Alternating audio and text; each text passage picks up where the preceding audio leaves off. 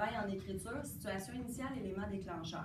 Vous avez déjà fait une écriture partielle avec ces deux parties-là. Là, on commence à travailler les péripéties aujourd'hui, l'écriture des péripéties, parce que votre examen de fin d'année, ce sera la tâche qui vous sera donnée d'écrire 2 péripéties, avec le dénouement, bien sûr. Alors là, avant de commencer à se pratiquer à écrire des péripéties, il faut savoir c'est quoi les attentes, qu'est-ce qu'il faut faire pour que ce soit une bonne péripétie.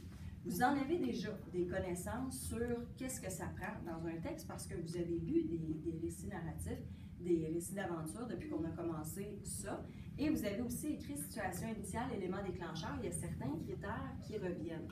Donc, je vais vous demander dans un premier temps de prendre un 4 minutes en équipe de 2 pour discuter, qu'est-ce que ça prendrait d'après vous dans une péripétie pour qu'on puisse dire « Ah, ça c'est une bonne péripétie, c'est bon, tous les critères sont respectés ». Il va probablement avoir des critères que vous n'aurez pas nommés, mais ce n'est pas grave. Dans un deuxième temps, je vais vous passer des exemples de péripéties et vous allez pouvoir observer un bon exemple, un mauvais exemple pour dire « Ah, OK, oui, il ne faut pas faire ça, c'est vrai, on ne l'avait pas écrit ». Vous allez pouvoir rajouter des choses. Mais vous avez déjà des connaissances, on va commencer par ça. Donc, 4 minutes pour faire ça. Est-ce que quelqu'un peut me résumer la tâche? Qu'est-ce qu'on doit faire? Qu'est-ce qu'on doit écrire dans notre cahier? Est-ce que quelqu'un est capable de faire ça? Marc-Anthony, qu'est-ce qu'on doit faire? Il faut au moins que le héros il faut qu'il fasse une action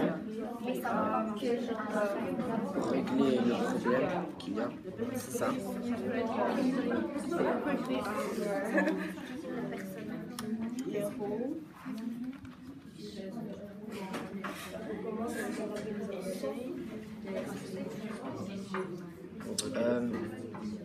La péripétie, il y a au moins comme 2 fois qu'il répète pour régler le problème. Il ne le fait pas d'un coup, il fait des essais.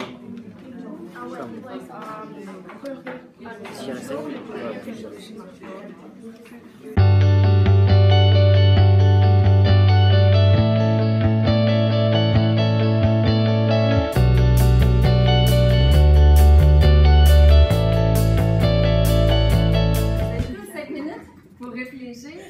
Caractéristiques d'une bonne péripétie. Donc, je regardais chacune des équipes, ça tournait toujours pas mal autour des mêmes choses. Donc, il y a des choses qu'on connaît. Là, ce que je vais faire pour vous aider dans votre travail, dans votre réflexion, je vais vous distribuer 2 feuilles. OK? Une feuille qui s'appelle « Exemple oui ». Donc, ça veut dire, ça, c'est un bon exemple de péripétie. Et un exemple non, un mauvais exemple de péripétie. OK? Les péripéties, elles ont été composées à partir de quelque chose que vous connaissez pour que vous puissiez vraiment juger si c'est une bonne ou une mauvaise péripétie. Vous vous souvenez, on a regardé le documentaire sur le chemin de l'école. Donc, vous vous souvenez de Zahira au Maroc qui marchait dans les montagnes avec ses amis. Donc, c'est une péripétie qui est imaginée à partir de cette situation-là. Donc, vous allez reconnaître les noms des personnages, puis pas mal là, ce qu'on voyait dans le film, mais là, évidemment, des choses qui sont inventées là, pour les besoins de la cause. Donc, vous pouvez lire à voix haute l'exemple oui pour voir c'est quoi un bon exemple, puis allez lire l'exemple non ensuite pour comparer. Essayez de voir, ah, OK, c'est pas pareil, ça c'est pas bon, ça c'est pas bon, OK, je comprends. Alors, vous allez sûrement être capable d'ajouter des caractéristiques. Puis après ça, on va mettre ça en commun, puis on va rajouter les choses qui n'ont pas été dites par les équipes.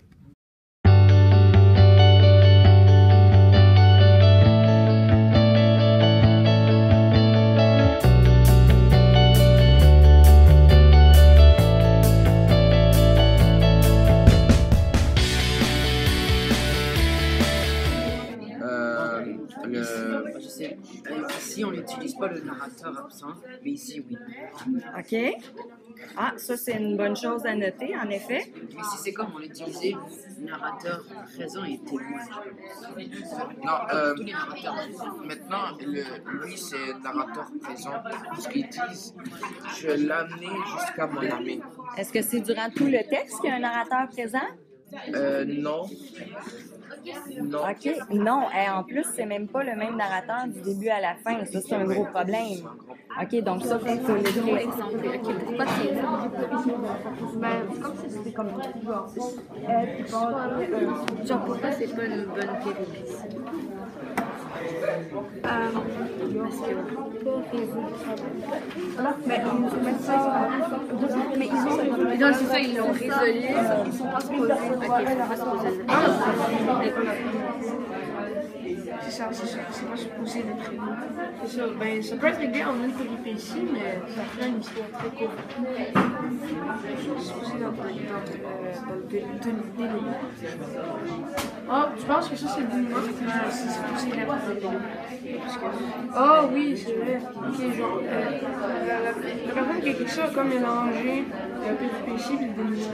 Ouais, comme, ici, on nomme deux actions et deux résultats. Ouais, c'est ça. Et c'est le côté dans le dos, il mélange tout ça. Ouais, c'est supposé être notre péripétie.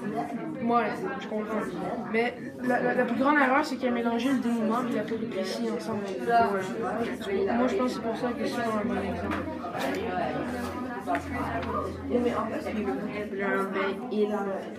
Puis aussi, dans le bon exemple, le problème n'est pas réglé. Le problème n'est pas réglé. Mais là, ici, le problème est réglé. Déjà, ici, on trouve que c'est pas assez détaillé. Aussi, moi, je trouve ça. Qu'est-ce que ça prend pour dire « Ah, ça, c'est une péripétie qui est bien faite ». OK. On doit essayer de régler le problème, mais, comment tu as dit ça? Mais on ne le règle pas. Donc, dans la P1, oui, en effet, on va essayer quelque chose, puis normalement, ça ne devrait pas être efficace.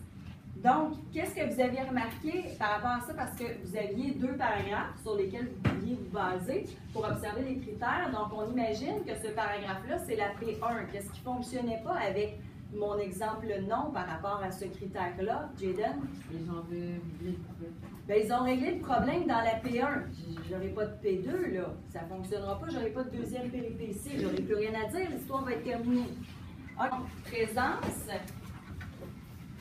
d'organisateurs textuels, puis d'autres choses aussi entre les idées. Quoi d'autre? Des marqueurs de relation.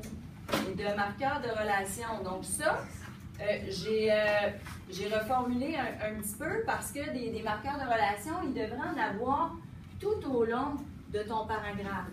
Qu'est-ce que vous avez remarqué dans l'exemple non par rapport à ce critère-là? Oui, Ramnik?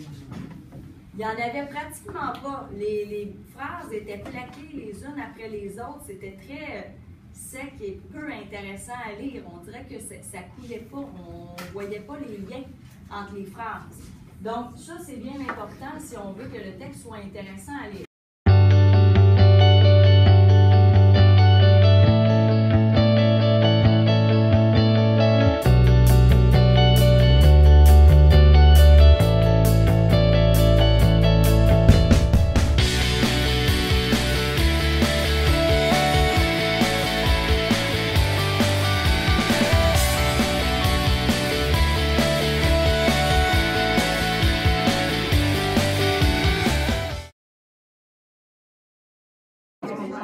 Ouais, mais t'as juste 69 mots, donc techniquement parlant, juste rajoute un peu plus de détails pour comme, c'est parce qu'il faut que tu appelles les 75 mots. Sinon, c'est ça ta seule erreur. Mais en fait, t'as pas vraiment d'erreur, c'est juste que j'ai pas encore pu mettre la critère ici parce que t'as juste fait la péripétie 1. Mais j'ai remarqué que souvent quand tu fais, tu vois, quand tu dois, quand tu reprends des informations, ça retourne souvent au même, quoi. Tu vois, genre, des fois tu utilises un mot puis tu le retrouves souvent. Alors j'utiliserai le synonyme. Ouais. Sinon, c'est pas de l'attente, par exemple, on n'aura pas dans l'attente. La information, c'était exactement exemple. Même. Mettons, moi j'avais écrit, ils sortaient de l'attente en laissant leur repas en y laissant le I, c'est le I, qui prennent des informations. Parce que là, ça va répéter les mots, puis ça va devenir gossant. Des organisateurs textuels, si je vois qu'il y a juste des confusions là-dedans, puis en réalité, à cause que tu ne mets pas des organisateurs textuels, on ne voit pas la différence entre les deux. Okay. Mais ce qui m'a l'air de ressortir de ces textes, c'est que il y a basiquement une idée, c'est de contourner la forêt. Donc le texte de Tania, ton texte est très bien réussi. C'est juste pour les reprises de l'information doivent être exactes et pareilles. Parce que tu as beaucoup les îles et les animaux. Donc tu peux prendre les dictionnaires et synonymes pour essayer de voir les mots. Mais sinon, c'est très bien que Est-ce que tu as identifié sur le texte de Tania, Noshaba, où tu trouvais qu'il y avait répétition? Est-ce que tu lui as souligné peut-être des endroits où elle pourrait retravailler? Oui. Tu les as Non, je ne sais pas soulignés? souligner, mais je vais la dire. Ok, tu vas lui dire. Ben, il y avait animaux, comme 3 fois, donc 4 où elle a fait utiliser, mais elle peut varier. Ok, parfait. Puis le île, elle peut être remplacée par Stéphanie Simon. Par exemple, oui. Souligne les endroits où tu voudrais qu'elle retravaille, d'accord? Ça va l'aider. Le contenu du paragraphe doit respecter les informations présentes dans la situation. J'ai marqué oui parce que ça suit avec le texte. Le texte doit respecter les caractéristiques du récit d'aventure.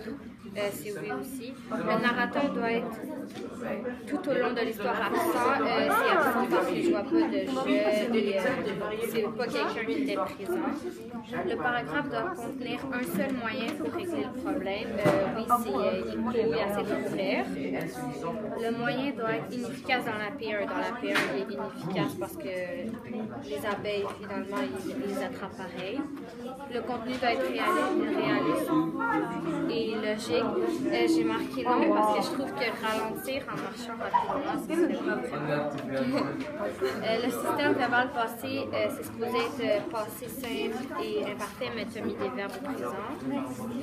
Est-ce que, Amélie, excuse-moi, les verbes qui sont au présent, est-ce que tu les as soulignés dans le texte de Cédra pour l'aider? Ah, t'es encerclés, parfait. Comme ça, on va savoir quoi corriger. Les organisateurs textuels assurent le lien entre les idées.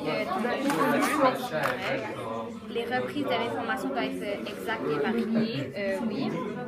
Puis chaque mot, le paragraphe doit compter entre 75 et 125 mots. J'ai marqué oui, mais tu en as juste 70. Mais je crois que c'est correct.